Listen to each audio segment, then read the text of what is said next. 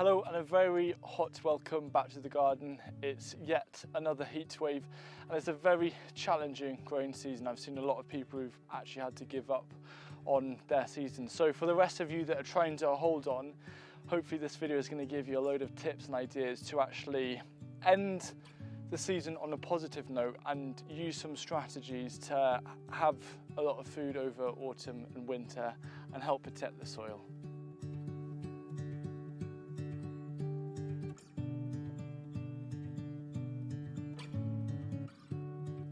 One of the issues when you're using compost as your primary mulch is that it's a very dark material, and that means that it absorbs the temperature of the sun, which when the soil is actually too hot, it can actually impact how well your plants grow. The other issue with compost is out of lots of other mulches, it's not very effective at retaining moisture. And usually in a British climate, that's okay because we have quite a wet climate. But this year has kind of flipped that on its head. So because of the challenges, I've really had to adapt how I've been growing this year and take the risk of using more kind of slug prone mulches like grass clippings to protect the soil and insulate it and keep the moisture in as much as possible. Now, because of this heat and we're in the middle of another heat wave, it's kind of frustrating because it's a time when I should be sowing a lot of seeds, especially directly, to get and squeeze in extra crops over autumn and winter.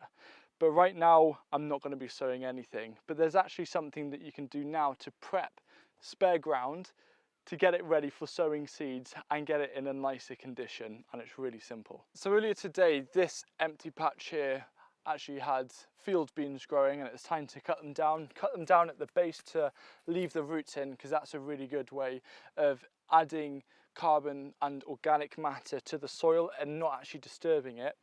However, right now it's kind of a rough area of ground. This is some perpetual spinach that was growing before, and it's too hot to sow anything. So what I'm actually going to do is I'm going to bring in some old plant material and I'm going to do a temporary mulch. It's a cooling mulch.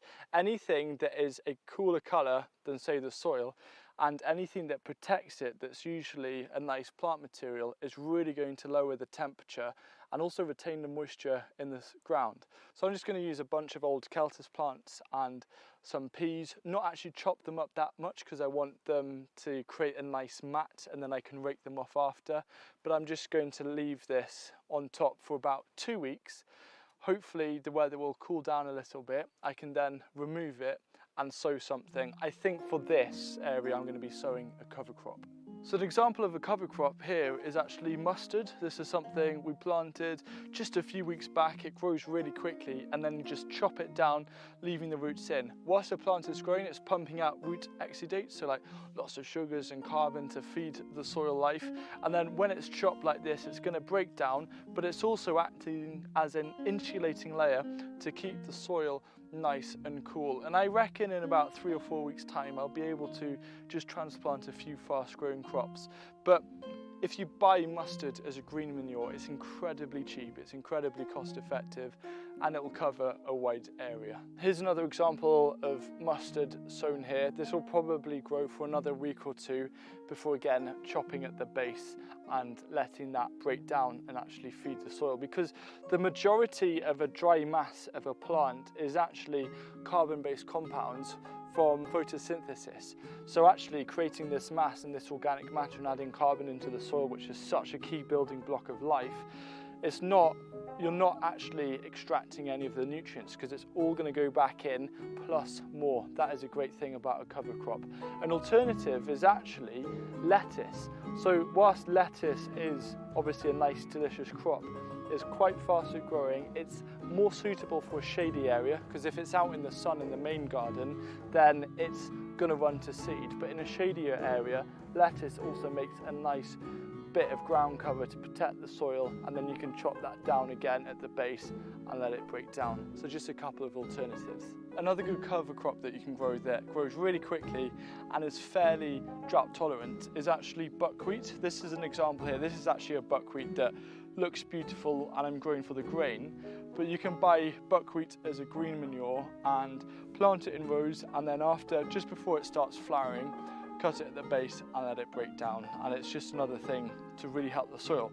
Yes, for green manures you're not feeding humans, but you are feeding the soil, which in the future is going to feed humans. This is actually purple sprouting broccoli that's been interplanted with radish to treat as a cover crop.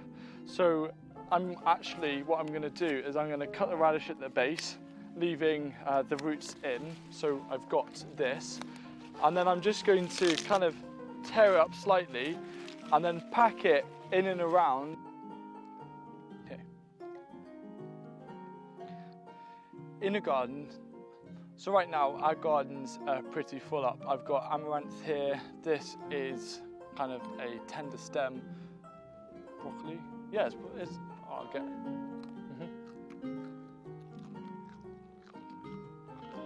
All right, so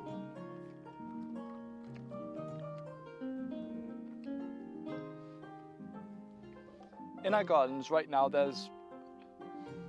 so usually in August the garden is quite full. For example, I've got some fennel here, this is amaranth, this is tender stem broccoli, and underneath, growing in the shade, I've also got some lettuce. So there's a lot of things happening in this area.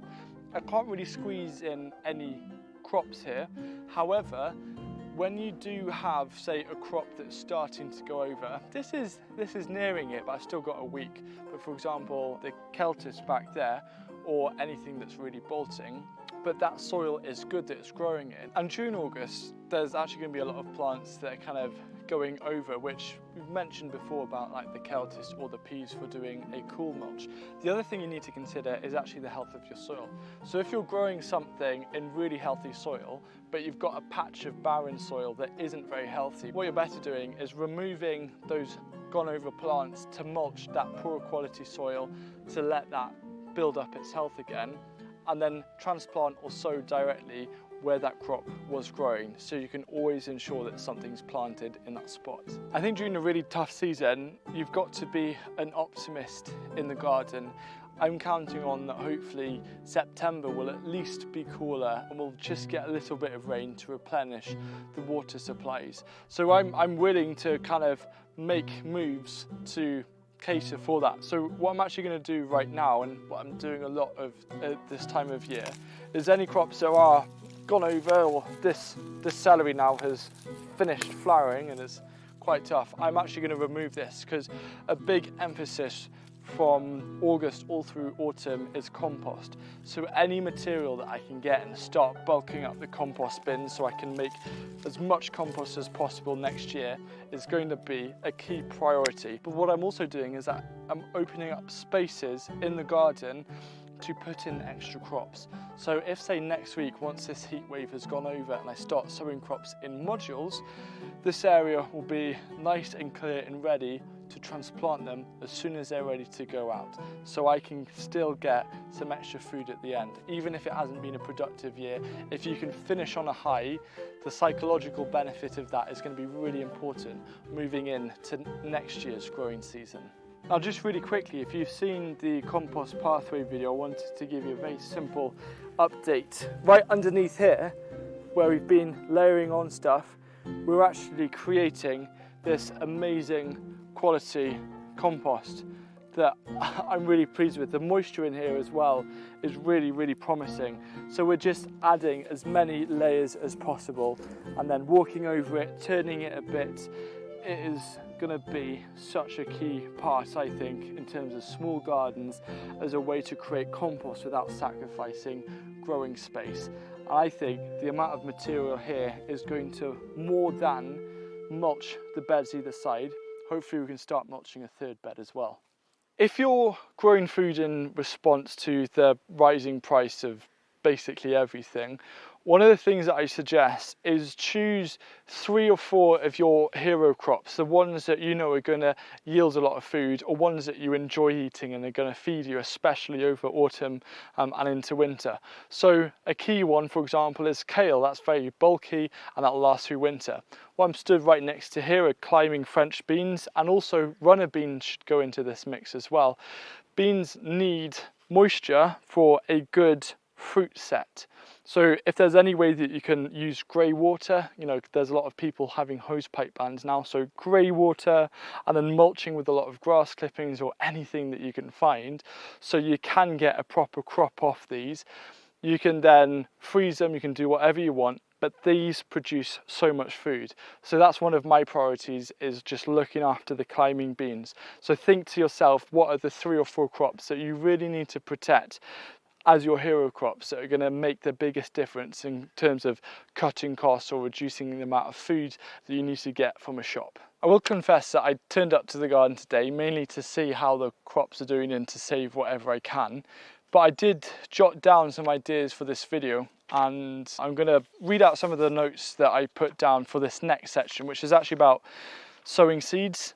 And I've been reading a really good book that I can recommend that I think every gardener should have on their bookshelf. It's actually Charles Dowding's Winter Vegetables book. Yes, it shows you everything that you can start off in spring, for example, to enjoy over winter. But most importantly, it shows you the things that you can actually sow in August and September, and also sowings undercover to enjoy in your polytunnel all through winter. And I think that right now with this season, it's going to be quite a big challenge if it's going to stay this dry during September onwards. But I think gardening is a little bit about taking a risk, taking a bit of a punt, and one of the ways to minimize those risks is to actually just do a bit of sowing every week to kind of spread it out, and one of those sowings will work and it'll hit and it will work really well. So I've got enough water stored where if I don't get any more rain until early September, this garden should hopefully be fine. Anything after that, it's not going to look good. But some of the key sowings that I'm going to focus on kind of for mid-August is going to be winter radish, spinach, rocket, turnip, Chinese cabbage and chard. And I'm going to eke that forward into late August, where I'll also include lettuce, spring cabbage, salads, onion and pak choi. There are lots of other options as well, but those are going to be the key ones that I'm going to focus on to try and enjoy in terms of growing outside. And then in September will be a lot more sowing for undercover. And I think that for sowing these seeds, it's going to be a mix of sowing directly. As soon as this heat wave goes over, I'm going to be sowing a lot of things directly into the garden, but also a lot in modules just to give them a bit of a head start before bringing them outside, thinking about covering whatever protection that I can do for really, really cold weather. But you've got to be extra flexible, especially towards the end of the season. And I think it's really important to finish the season on a high, and there's so many things that we can sow now. So I do recommend you to get that book, give it a bit of a read and see the things that you can squeeze in, because after a bit of a challenge we just need something to celebrate, and there's still a lot of opportunity out there for us to enjoy for the rest of the season, and really importantly to utilize our undercover growing spaces over winter. So I'd really like you to get involved with this video, because one of the actual benefits of a challenging season like this is that it forces us to think outside the box and to find solutions. And it would be really nice to turn the comment section into an area where we're sharing thoughts and ideas, things that we found out. So anyone who's watching this and is feeling like they just need a bit of help or guidance, that the comment section can be a really positive, uplifting resource where we can all help one another, whether it's just for the rest of the season or building in strategies so we can be more resilient for the future. So it's just an open invitation to get involved down below in that discussion. So if you're looking more into ways of low-cost water storage, next week's video is actually going to show you our water storage at our other site, as well as a full tour, which is very exciting to share that properly. But this video right here is going to show you the low-cost water system that it isn't perfect, but it's practical, that we use here to save water because we're not on mains, so we can keep the garden flourishing as much as possible.